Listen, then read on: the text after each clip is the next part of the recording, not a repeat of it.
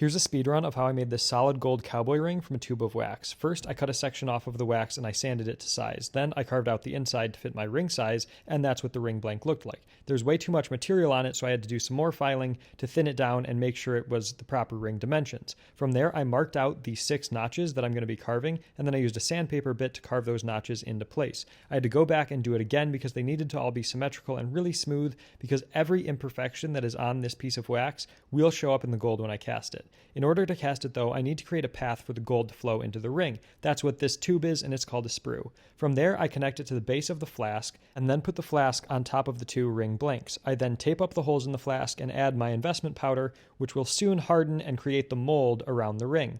Once it's hardened, I can remove the tape and put the flask into my furnace, where the wax is going to burn out through that hole, leaving empty space for the gold. I measure out the gold and I put the gold into its furnace and make sure it heats up to about 2000 degrees and melts. Then I pour the molten gold into the empty mold and we get cast rings. I pull them out of the quenching process, and here's what they look like fresh out of casting. Very dirty and not that great. So we've got to cut the sprue so that we can then file down the sprue and create a nice even ring surface. From there, we use multiple grits of sandpaper to smooth out the entire ring surface, and then I went back through and sanded out the inside of the ring and sanded the notches that I carved into each ring.